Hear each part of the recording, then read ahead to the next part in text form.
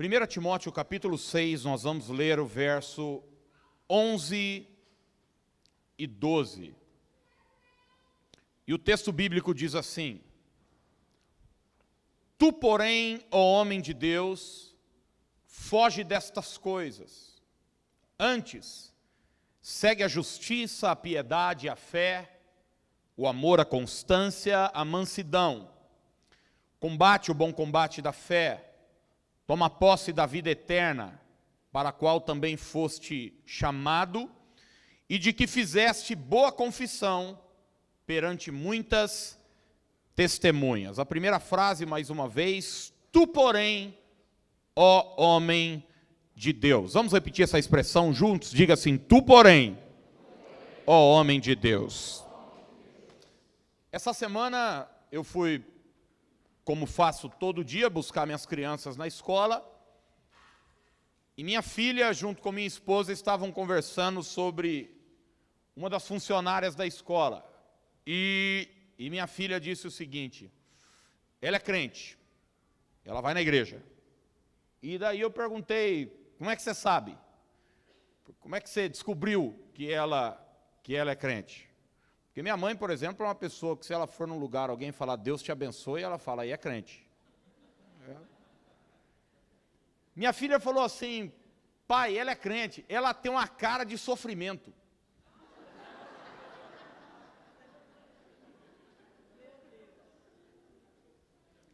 Sabe, ela tem uma cara de tristeza. Eu falei: é por causa disso que você descobriu que ela é crente? Falou: é. Daí a Dani falou: não, olha o cabelo dela, a roupa. É crente, isso aí é crente, está na cara que é crente. Como é que a gente sabe se uma pessoa é homem de Deus, é mulher de Deus ou não? Essa expressão homem de Deus, ela aparece durante todo o Antigo Testamento por pelo menos 70 vezes, se referindo a alguém servir a Deus. Nunca ninguém na Bíblia disse, eu sou o homem de Deus. Sempre alguém, um terceiro, é quem percebeu isso, apontou e disse, isso é homem de Deus, isso é mulher de Deus. Mas, curiosamente, no Novo Testamento, essa nomenclatura só aparece se referindo a Timóteo, discípulo de Paulo. Sabe, o Novo Testamento teve inúmeros homens de Deus, discípulos, o próprio Senhor Jesus, os apóstolos, mas só Timóteo recebe este nome.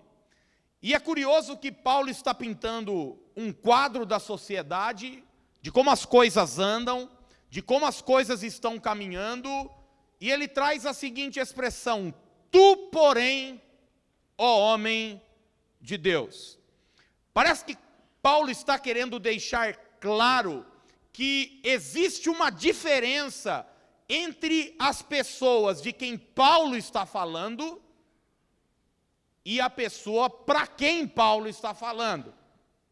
Está dizendo, olha, o mundo anda assim, mas tu, porém, as coisas estão desse jeito, mas tu, porém, fica muito evidente que é desejo de Deus, que faz parte da expectativa de Deus, que um homem de Deus e que uma mulher de Deus sejam diferentes. Você pode repetir isso comigo? Diga assim: um homem de Deus, uma mulher de Deus é diferente, são diferentes. José era diferente de seus irmãos, está claro.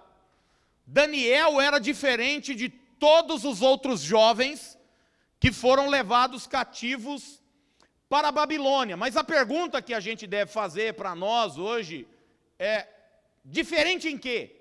O que é que caracteriza?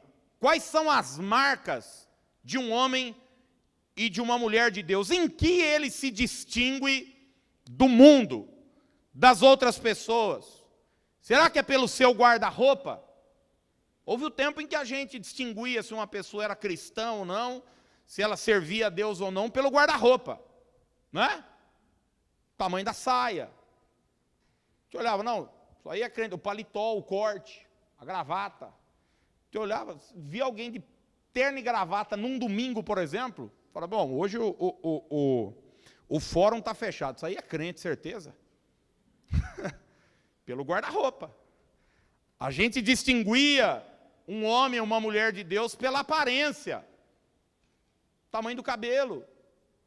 Homem, por exemplo, houve uma época na igreja que o homem não podia ter barba. Bigode podia, mas barba não. Eu não sei a métrica da onde que o pecado começava. Mas tinha dessas coisas. Tamanho do coque. Eu me lembro uma vez, eu pregando em Rio Claro ainda, pastoreando lá, no meio da mensagem, um visitante levantou e foi embora. Normal, uma igreja grande, muitas pessoas, às vezes um imprevisto aconteceu. No final, alguém da recepção me procurou, falou, pastor, você viu um homem que levantou e foi embora? Eu falei, vi. Pois é, ele me falou o seguinte, isso aí não é homem de Deus, não volto para cá nunca mais, e se eu fosse o seu, saía também. Eu falei, mesmo, mas por quê? Porque no meio da mensagem eu fui dar um exemplo e eu citei uma frase de uma música do Chico Buarque. E homem de Deus, que é homem de Deus, para aquele cara, não ouve ou ouve algumas músicas ou deixa de ouvir. Para ele, na ideia dele, na concepção dele, isso é um homem de Deus. Tem muita gente que acha que alguém é de Deus ou não por causa do seu temperamento. Você já viu isso ou não? Às vezes a gente fala, não, uma pessoa de Deus, você precisa ver uma pessoa calma, uma pessoa tranquila. Deixa eu dizer uma coisa para você, com todo respeito. O fato de uma pessoa ser sonsa não significa que ela é de Deus. Às vezes ela só é sonsinha, mas tranquila. Assim, com todo respeito, é o temperamento da pessoa. Mas isso não faz dela uma pessoa de Deus. Como também não faz do temperamental, do enérgico, um satanista. Pedro era enérgico, Paulo era enérgico. Se a gente ficasse na mão dos calminhos, talvez o evangelho não tinha chegado por todo mundo, não.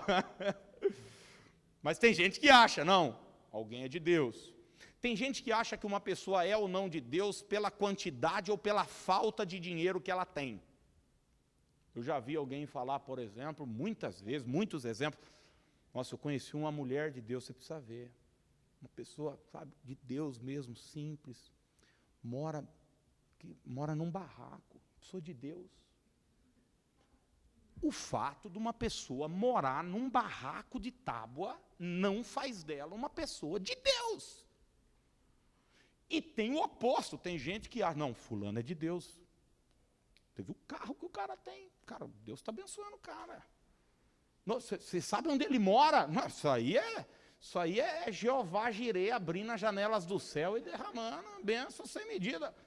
Um homem e uma mulher de Deus não é medido pela quantidade de dinheiro, pelo patrimônio que ele tem. Não é isso que diferencia um homem e uma mulher de Deus. Enfim, o que é que distingue um homem e uma mulher de Deus das outras pessoas? Em primeiro lugar, um homem de Deus ou uma mulher de Deus se distingue por coisas que ele foge. Repita isso comigo, diga, foge. Pode parecer estranho isso para você, mas entenda. A palavra fugir significa deixar um lugar depressa, esconder-se, desaparecer. Fugir é escapar, correr rapidamente, evitar. Normalmente a gente encara o ato de fugir como um ato de covardia, não é mesmo? A gente foi ensinado a resistir, a enfrentar, a jamais fugir dos nossos problemas, dos nossos adversários, das nossas lutas, a jamais fugir de uma briga. Então, quando a gente vê, poxa, um homem de Deus é conhecido por aquilo que ele foge, pois é. Paulo afirma que em algumas situações, você vai reconhecer um homem de Deus ou uma mulher de Deus por ele fugir, por ele evitar algumas coisas, por ele dar no pé em algumas situações. Você vai ver, por exemplo, que o maior fujão da história, pelo menos a história mais clara disso, é a de José. Você se lembra disso, não? José, 17 anos, meninão, a Bíblia diz que bonitão, de porte, de semblante, é vendido como escravo, está num país que não é o seu, longe da casa, longe da família, começa a trabalhar na casa de um senhor chamado Potifar. Cara, tinha um alto cargo no governo, era militar, não parava muito em casa. Deus começou a abençoar muito a casa desse homem por conta de José, e José foi promovido, daqui a pouco ele é mordomo, ele cuida de tudo. Acontece que esse homem tinha uma mulher que não era fácil. E a mulher começou a pedir para José fazer algumas horas extras. José tinha lá um roteiro de atribuições, ele tinha que organizar os empregados, ele precisava ver o que estava faltando na despensa, ele precisava pagar algumas contas, mas a mulher começou a pedir para José ir para a cama com ele também. E a Bíblia diz que dia após dia essa mulher, gamada, apaixonada, doida, por causa de José, começa a dar em cima dele, dar em cima dele, dar em cima dele. Ele diz, eu não vou cometer um tamanho pecado contra o meu Deus, seu marido me colocou aqui responsável por tudo, eu não posso fazer isso, e tal. Teve um dia que a pombagira pegou ela de jeito mesmo. E ela partiu da fala, da cantada, para a parte física. Ela agarra José e arranca a túnica de José. E a Bíblia diz que nesse dia, José fugiu sem roupa. Você vai ler o resto da história, ele vai parar na cadeia depois, e é de lá que ele vai para o palácio. Alguns dizem que José nesse dia não fugiu dela, fugiu dele, fugiu da sua carne. Porque existem momentos e situações na nossa vida que são situações limites, e são nessas situações que nós precisamos fugir. São naqueles momentos da nossa vida em que nós estamos numa rodovia e daqui a pouco aparece uma placa. Curva perigosa, diminua a velocidade. E talvez eu estou falando para pessoas que estão vivendo em situações assim.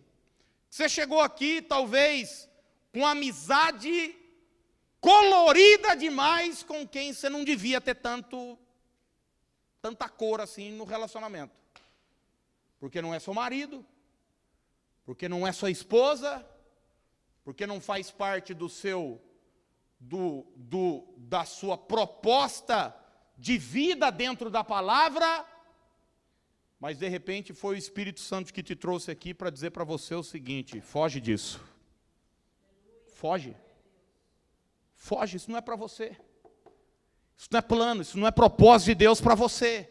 Foge dessas coisas. Um homem e uma mulher de Deus é conhecido por coisas que ele muitas vezes evita. Jesus, na oração do Pai Nosso, nos ensina a orar, pedindo para que o Senhor não nos deixes cair em tentação. Lembra? Não nos deixes cair em tentação, mas livra-nos do mal. No Getsêmani, ele chega para os discípulos e diz, vigiai e orai, para que não entreis em tentação. Jesus diz, se você vigiar, se você estiver de olhos abertos, se você prestar atenção nos movimentos do seu coração, e começar a ver a sua carne se inclinar para uma situação que você sabe que não é o plano de Deus, não é a vontade de Deus, você não precisa nem entrar se você vigiar, você não precisa nem ser tentado, você pode evitar isso, você pode passar ao largo disso. Você vai ver que muitas pessoas que recebem apoio na área de álcool, de drogas, recebem a seguinte orientação: você não precisa passar na frente do boteco, você não precisa ficar se arriscando. Você se lembra de um programa que tinha na Rede Globo, antigamente, chamava No Limite. E eu percebo que às vezes existem alguns cristãos que querem viver assim, no limite, na beira do abismo. E o Senhor está dizendo para você, foge dessas coisas. Foge daquilo que te atrai, foge daquilo que perturba o teu coração. Um homem de Deus é conhecido por coisas que ele foge. A mitologia grega nos ensina que todos nós temos o nosso calcanhar de Aquiles, nosso ponto fraco, vulnerável. Você conhece a história, você que assistiu Troia, você sabe do que eu estou falando, eu tive que ouvir essa história minha vida inteira. Mas a mãe do futuro guerreiro banhava o menino num rio sagrado. Não está na Bíblia, pelo amor de Deus, não sai daqui falando isso. Senão você... vão caçar minhas credenciais. Molhava o menino no rio sagrado. E o seu corpo todo se tornou imortal. Imune a qualquer ataque. Exceto o seu calcanhar. Sua mãe, quando banhava, o segurava pelo tendão. Daí a expressão calcanhar de Aquiles, ponto fraco, vulnerável. Todos nós o temos. Todos nós sabemos qual é a área que pega com a gente. Alguns é o sexo, alguns é o dinheiro, alguns é um poder, alguns são emoções descontroladas, temperamento. Eu não sei qual é, mas eu sei de uma coisa: nós podemos fugir dessas coisas. Nós podemos levantar guardas e nos protegermos. Segundo lugar, um homem e uma mulher de Deus se distingue por coisas não só que ele foge, mas também por coisas que ele segue.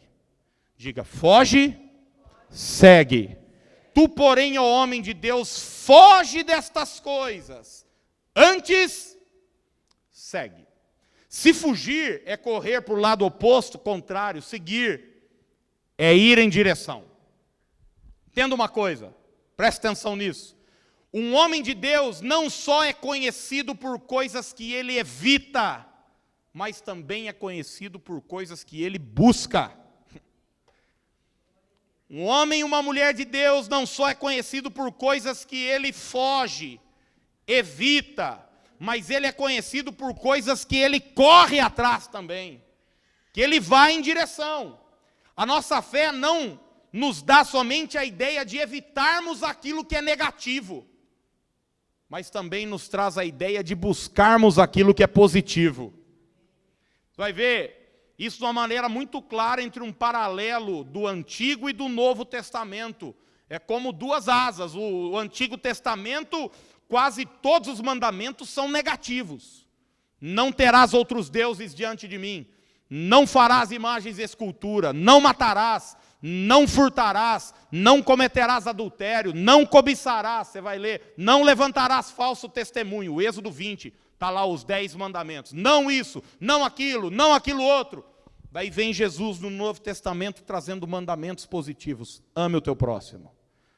Abençoe quem te persegue. Ore pelos seus inimigos. Não é só evitarmos algumas coisas, mas é buscarmos outras coisas também. E a pergunta que eu faço para mim e para você hoje é: nós estamos correndo atrás do quê? A gente está seguindo o quê? Segundo Reis, capítulo 5, é o texto que Naamã é curado da lepra. Você conhece, ele mergulha 7 vezes no Jordão, é curado. Naamã vai até o profeta Eliseu, a fim de recompensá-lo. Leva dinheiro, leva vestes festivais, e Eliseu fala para Naamã: muito obrigado, pode ficar para você. Vai embora. E Naamã vai embora. Quando Geazi, discípulo de Eliseu, percebe isso, olha o que o texto diz, segundo Reis 5, do 19 em diante. Quando Naamã se tinha afastado certa distância, Geazi, o moço de Eliseu, o homem de Deus, disse consigo: olha só, eis que meu senhor impediu a este Ciro Naamã que da sua mão se lhe desse alguma coisa do que trazia. Porém, presta atenção, tão certo como vive o Senhor, hei de correr atrás dele. Hei de correr atrás dele e receberei dele alguma coisa. Atrás do que você está correndo? Atrás do que você está indo? Você está perseguindo, buscando o quê? Dia a dia, amanhã você levanta, você está indo atrás do quê? Esse corre-corre, essa busca, essa coisa louca que é a vida, você está indo atrás do quê? A Bíblia diz que Geazi foi atrás de Naamã. E Naamã para, o atende. Geazi fala: então, será que dá para rolar um troco aí? E Naamã dá o dobro do que ele pediu. 2 talentos de prata, dá mais de 60 quilos de prata. Porém, junto com a prata, sabe o que Geazi recebe? A lepra que estava em Naamã. Tem um ditado antigo, também não está na Bíblia não, viu? Mas Deus concorda com ele. Diz o seguinte: quem procura acha. E tem muita gente, como a mãe de um amigo meu dizia, caçando precipício. Caçando precipício. Caçando problema. Indo atrás de situações que, na verdade, deveria evitar. E Paulo diz, segue. Outra versão traz a seguinte expressão nesse segue. Ele diz, procura com todo o empenho. Ou, corra atrás de. E ele apresenta uma lista. Primeiro, segue a justiça. Diga, segue a justiça. O que é justiça? O conceito de justiça aqui no texto é fazer o que é reto, tanto em relação a Deus, como em relação ao homem. Justiça é isso, fazer o que é reto, que é certo, tanto em relação a Deus, como em relação ao homem. Você tem buscado a justiça? Um homem de Deus segue a justiça. Um homem de Deus segue também a piedade. Repita comigo, diga piedade.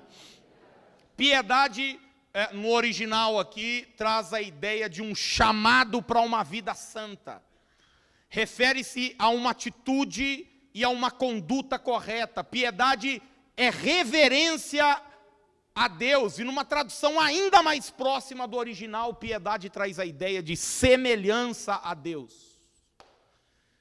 Você sabe que o tempo todo na Bíblia Deus está chamando os seus filhos para parecerem com Ele. Você vai ver Paulo, por exemplo, escreveu aos Coríntios, sede meus imitadores como eu sou de. Você vai ver Paulo escrevendo aos Gálatas, sede, pois, imitadores de Deus como filhos amados. Nós devemos imitar a Deus. Piedade é isso. Em cada passo, em cada atitude, em cada gesto seu, você se perguntar, em meus passos, o que faria Jesus? Tem um livro lindíssimo com esse título. Em seus passos, o que faria Jesus? Quando você se depara numa situação, uma luta, um problema, uma crise familiar, um desentendimento com um terceiro, piedade é você imitar Deus naquela relação. Uma outra coisa que Paulo manda a gente seguir é seguir a fé. Seguir a fé, entender que a vida é mais do que coisas palpáveis, coisas que eu posso ver. Fé me dá a ideia daquilo que eu não enxergo, daquilo que eu não vejo, mas que eu tenho certeza que existe, eu tenho convicção que vai acontecer. Segue também, Paulo diz, o amor. Diga para a pessoa que está ao seu lado aí, diga, siga o amor, siga o amor. Ah, gente, eu já vi tanta bobagem na igreja, em pessoas se acharem melhores do que as outras, porque uma fala em línguas e a outra não, porque uma profetiza e a outra não, porque uma tem sonho e a outra não, porque uma tem revelação e a outra não. E Paulo escrevendo aos Coríntios, falando sobre todos os dons espirituais e como é que eles devem ser colocados, cada um na sua função, ele para e diz, mas olha, agora eu vou mostrar para vocês um caminho sobremodo excelente, o caminho do amor. Ainda que eu fale a língua dos homens e dos anjos, ele começa em 1 Coríntios 13, dizendo o seguinte, gente, eu posso ter as atitudes mais nobres que um ser humano pode ter, como pegar todos os meus bens e entregar para os pobres, como entregar até o meu próprio corpo para ser queimado, mas se não tiver amor, eu serei como bronze, como símbolo que retine, não vai adiantar de nada. O amor está acima de todas as coisas. O discípulo mais próximo de Jesus, João, na hora que ele precisou definir Deus, ele disse, Deus é amor. E Jesus diz que por se multiplicar a iniquidade, o amor de muitos ia se esfriar.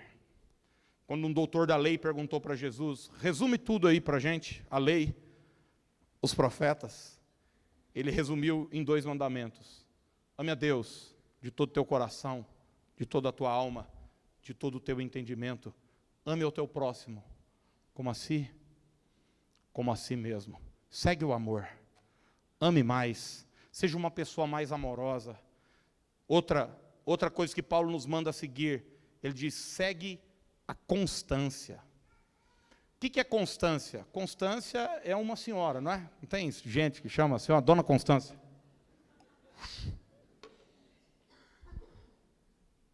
Tem alguma aqui? Não, não, né? Constância é perseverança. Constância é paciência. A vida de um homem de Deus é marcado por isso, é marcado por constância. E eu vejo que muitas pessoas querem servir a Deus, mas com falta de constância. Eles são inconstantes em todos os seus caminhos. Tiago diz o seguinte, não pense que tal homem receberá de Deus coisa alguma. Imaginou ou não? Tiago diz o seguinte, tem um tipo de gente que nunca vai receber nada de Deus. E logo você pensa o quê? Alguém muito sem vergonha, né? Alguém que não presta. Um ladrão, um adúltero, um cara assim, sem escrúpulo, um serial killer. Não.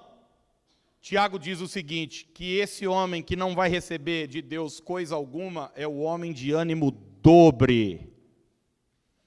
É o cara que uma hora quer uma coisa, outra hora quer outra coisa. Uma hora está de um jeito, outra hora está de outro jeito. Conhece gente assim ou não? Existem fases, por exemplo, espirituais dela, que ela perturba o pastor da igreja, falando, pastor, pelo amor de Deus, nós precisamos ir no monte, precisamos buscar, essa igreja precisa de fogo, coloca um culto aqui mais cedo, para a gente vir buscar, orar, jejuar, o que é isso, não sei o quê, me bota um lugar aí para não, eu quero. Fala, meu Deus do céu, mas que fogo é esse, que só que o foguinho vai apagando. Uma vez eu fui numa vigília e tinha mais 3 rapazes comigo. A nossa igreja tinha um trabalho numa casa de recuperação. E eu me lembro que eu fui para a vigília e eu já tinha orado. Até o Pai Nosso eu tinha rezado já. É crente quando está sem muitas palavras, até o Pai Nosso ele ora, né? Não é assim que a gente faz? Você fala, o Pai Nosso estás no céu. Ora até um pouco mais devagarzinho. E os caras num Pentecoste, rolando no chão, gritando, Espírito Santo! E eu que já estava mal, olhava para eles e ficava pior. Não por causa deles, mas por minha causa. Eu falei, cara, Deus está aqui, mas só com os caras, comigo não. Eu estou na geladeira. E rola para lá, e vai para lá, e rodopia, e tá. Eu falei, meu Deus, eu não estou sentindo nada, eu estou sentindo sono, eu quero ir embora, comer um cachorro quente na rua, aí já está tarde, essa vigília que não acaba. Acontece o seguinte, gente, 2 semanas depois, os 3 estavam na boca de fumo de volta. E eu estava lá, na igreja, estou até agora. Esses extremos sempre são perigosos na vida da gente.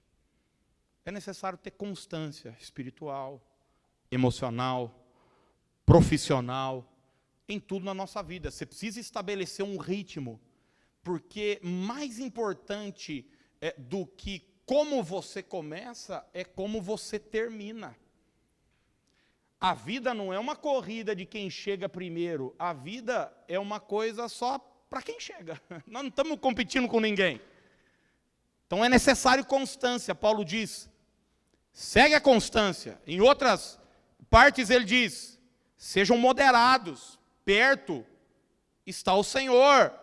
Segue a constância. O texto continua numa última coisa que ele diz, segue a mansidão. Diga, mansidão.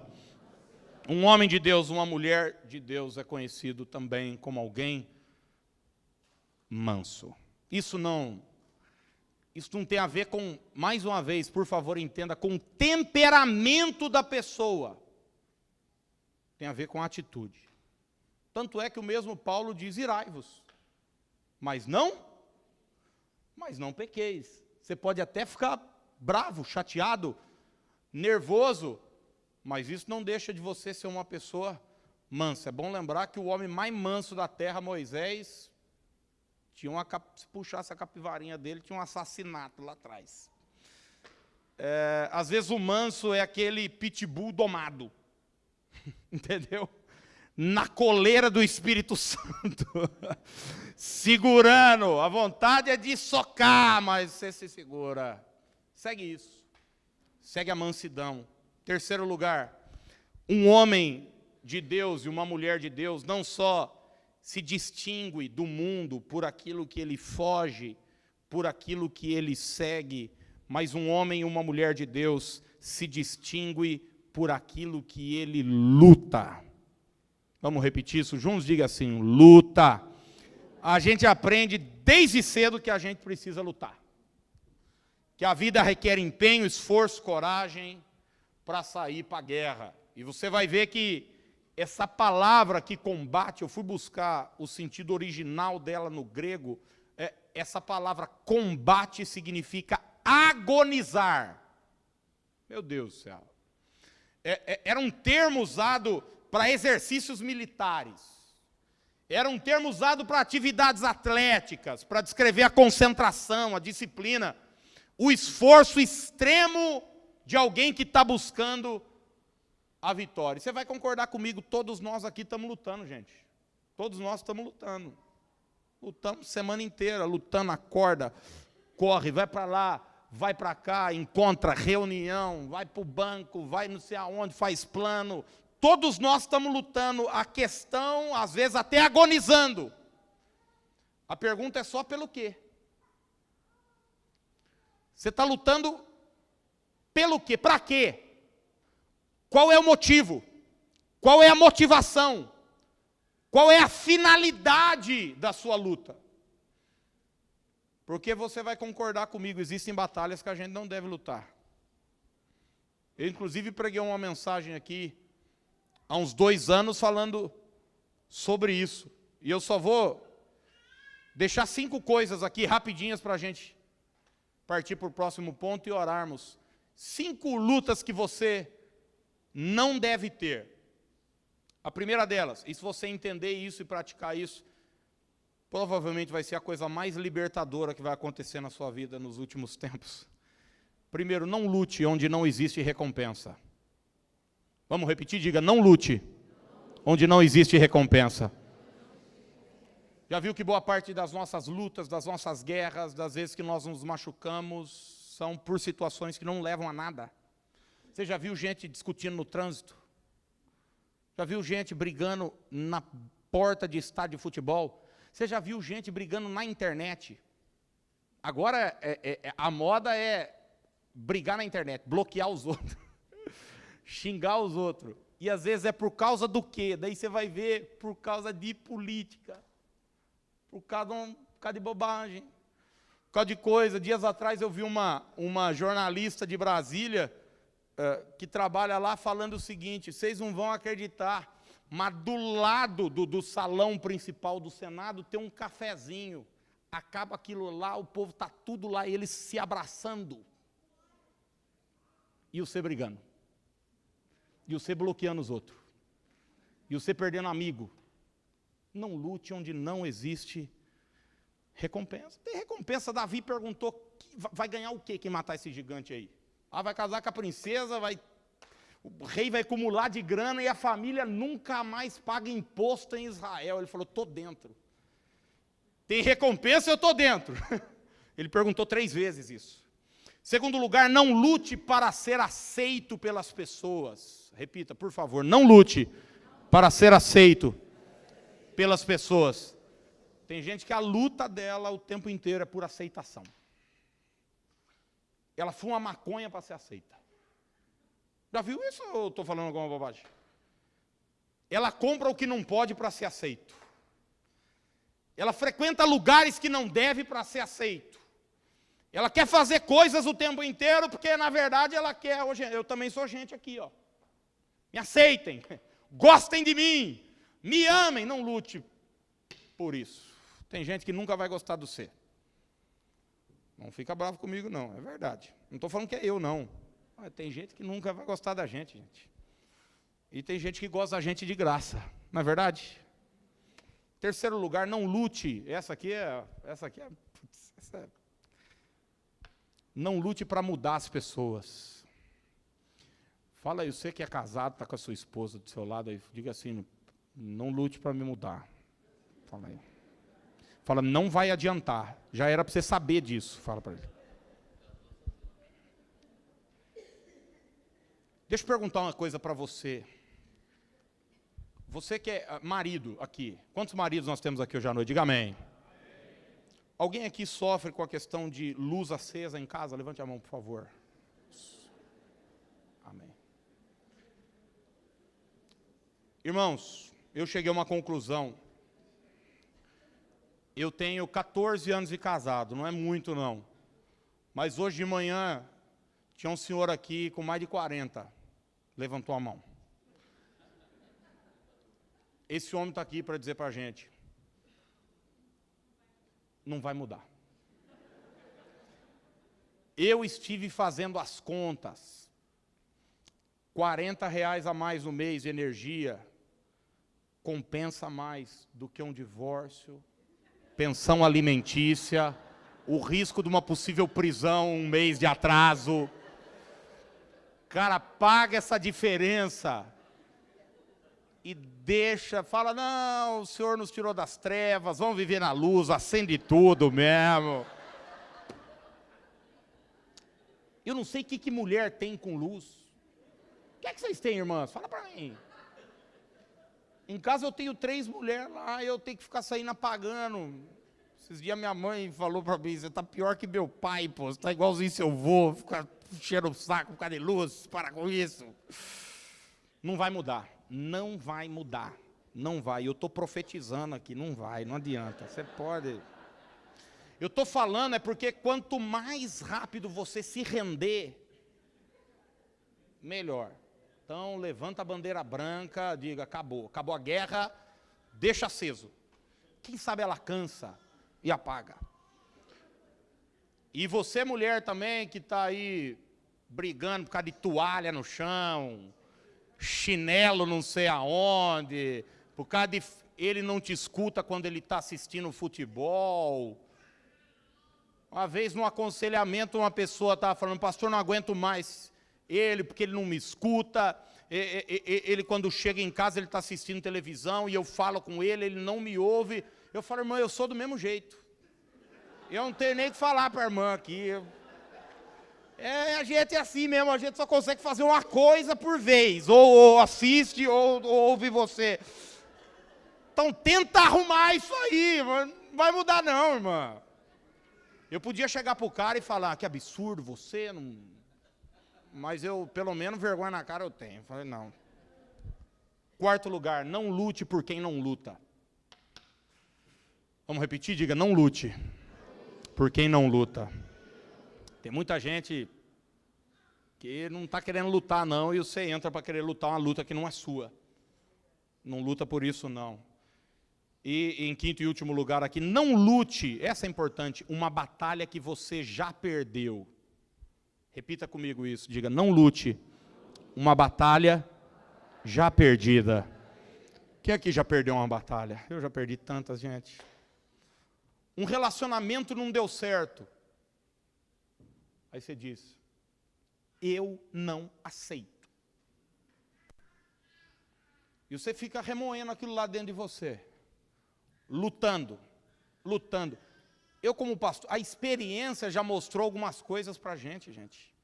Eu já atendi mulheres que foram trocadas, infelizmente, por outro homem. Fala, pastor, e aí? Não, vamos orar, irmã. Ora. Pastor pediu divórcio. Vamos continuar. Divórcio saiu. Pastor já está morando com a outra. Pastor já tiveram filho. E daí, anos e anos e anos depois, eu encontrei a pessoa, ela falou, pastor, e aí já fazem 9 anos, quando é que Deus vai? Falei, não vai mais não, irmão. Ai, mas não espera mais não. Espera mais não, espera mais não, espera mais não, dona. Você já perdeu essa batalha. Você entende o que eu estou dizendo ou não? Tem gente, por exemplo, que fica lutando pelo fato de ter nascido pobre. Ó, aqui, ó. Tamo junto, velho. Mas adianta você lutar essa batalha? Eu não aceito. Eu não aceito a infância que eu tive. Eu não aceito o pai que eu tive. Eu não aceito ter sido abandonado. Eu não aceito o jeito que minha mãe me tratava, minha avó. Eu não aceito. E você está lutando uma batalha que você já perdeu.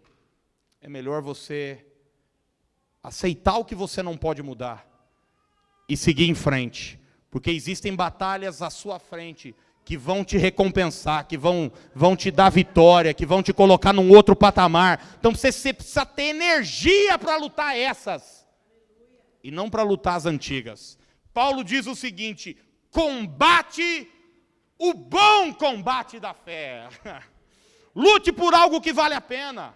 Lute uma batalha que vale a pena você lutar. Do contrário, vira a página. Não é isso que ele escreveu para o mesmo Timóteo, na sua última e segunda carta? Ele diz, eu combati o bom combate, eu completei a carreira, eu guardei a fé. Quarto e último lugar, um homem de Deus, uma mulher de Deus, se distingue pelo valor que ele dá à eternidade.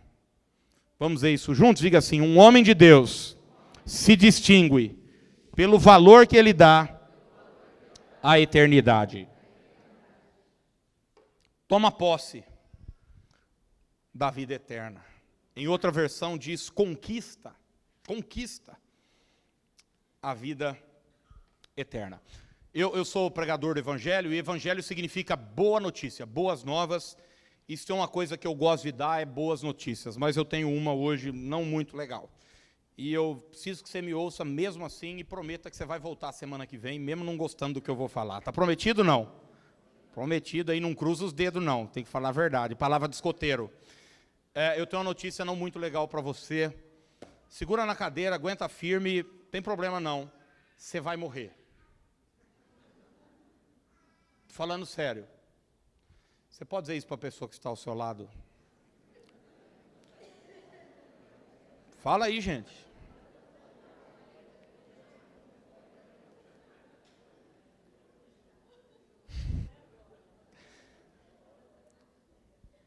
Quantos podem dizer amém por isso? Ó, eu não estou falando que eu quero que isso aconteça. Eu também não estou falando que é já. Nem daqui a alguns meses. Mas você pode escrever o que eu estou falando. Você vai morrer. E eu vou estar do lado do seu caixão falando bem de você. Eu prometo. Ainda que você não preste muito, eu vou falar bem. Depois que morre, todo mundo vira santo, não é verdade? Todos um dia vão morrer, não tem jeito, gente. Quem é rico morre ou não? E pobre morre? Morre também. Gente que não presta morre. E gente boa? Às vezes eu ouço, cara, a maior bobagem que eu já ouvi na minha vida foi em velório. Se eu chegar a falar, uma pessoa tão boa, né? Como é que pode? Ué? Gente boa não morre, não? Morre também, ué. Todo mundo morre. Todo mundo morre. Cristão morre. Satanista, macumbeiro, morre também. Quem bate tambor, quem canta na igreja, quem toca no louvor, quem toca na balada, quem frequenta inferninho, quem frequenta a maçonaria, quem frequenta a igreja católica, o centro espírita. Todo mundo vai morrer. Quem é analfabeto, quem é doutor. A questão é o seguinte, e aí? E depois? Como é que fica? Porque aqui é 80 anos, está aumentando, né? Está melhorando. É engraçado, né? Quando a gente é criança, morre alguém de 40, você fala, velho também, já foi tarde. Daí você tem quase 40, morre alguém de 60. Você fala, poxa, jovem demais. Porque, né, eu sei que está chegando. Você fala, meu Deus do céu, me guarda, Senhor. Fato é, gente, é o seguinte, todos nós estamos na fila invisível da morte. E ninguém sabe o número da sua senha. E às vezes quem é mais novo é chamado antes do que quem é mais velho. Eu já fiz velório de bebê, como já fiz velório de gente como minha bisavó, que morreu com 107 anos. Tem gente nova, tem gente velha, gente analfabeta, gente instruída. Fato é que todos nós um dia vamos morrer. Hebreus 9 diz isso. E assim como aos homens está ordenado morrerem uma só vez. Uma só. Ouviu, Allan Kardec? Onde é que você está agora? Não sei. Já está morto também. Uma só. Vindo depois disso, o juízo. Nossa vida é curta demais, perto daquilo que está para além dela, a vida eterna. É por isso que Paulo, em Colossenses 3, diz o seguinte, olha, buscai as coisas do alto, pensai nas coisas do alto. Por isso que Jesus, em Mateus 6, começa a falar sobre o risco da gente achar que a nossa vida é só aqui. E daí ele não vai condenar a gente a acumular tesouro, ele vai condenar a gente a acumular tesouro no lugar errado. Ele diz, se você acumula tesouro aqui na terra, o ladrão vai pegar seu tesouro, cara. A ferrugem, a traça vai acabar com tudo. Porque, gente, seja honesto, coisa nova é bom, quanto tempo? Carro novo, legal, né? Gostoso, coisa boa. Você entra, sente o cheiro, você fala, meu Deus, ai, que coisa boa, será que dá para levar esse cheiro para dentro do meu carro também? Quanto tempo dura o cheiro? Algumas semanas, alguns meses. Você muda numa casa nova, num lugar, você fala, cara, sonho da minha vida. Daí mudou. Depois de um tempo você fala, não era tudo que eu pensava, não. Tem até as infiltrações ali, a goteira, de vez em quando aparece barata, parece grilo aqui nesse condomínio, tem muito barulho no meio do mato. A casa é maravilhosa. Até do que a gente está correndo? Qual é o valor que nós damos para as coisas? É por isso que em 1 Timóteo, no mesmo capítulo 6, no verso 7, Paulo diz, porque nada temos trazido para esse mundo, nem coisa alguma podemos levar dele. Como o pastor Ricardo disse agora na hora da oração, Jó disse o quê? Nu vim a esse mundo e nu voltarei para lá. Alguém disse o seguinte, eu nasci careca, pelado e banguelo, o que vier é lucro. Não é assim? A gente não vai levar nada daqui não, gente. Tem tanta gente triste, enferma, depressiva, precisando tomar remédio, com batedeira no coração. E daí você vai descobrir que é só um problema. É porque ele não valoriza a eternidade, ele só valoriza as coisas aqui da terra. Ou aqui ele está falando que a gente não pode ter coisas aqui da terra? Não, eu estou dizendo que a gente pode, mas cada coisa no seu devido lugar. Quando essas coisas aqui da terra forem prioridades na sua vida, você vai ficar enfermo. Você vai ficar chateado, porque você vai achar que sua vida acaba aqui.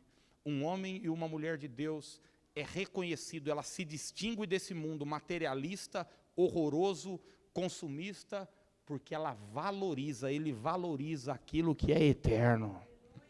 Ele sabe que isso aqui é só passageiro, gente. As coisas vão acabar aqui um dia.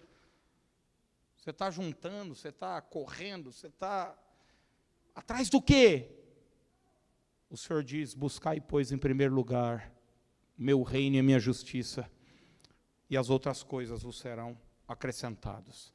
Eu concluo dizendo que essa palavra vem para nos alinhar, para colocar a gente no rumo certo.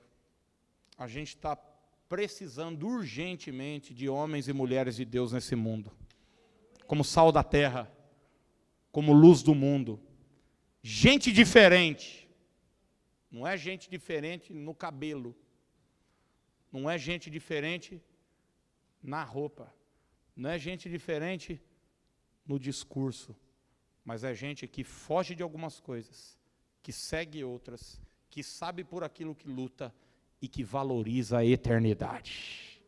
Eu quero que você fique de pé para a gente orar. Aleluia.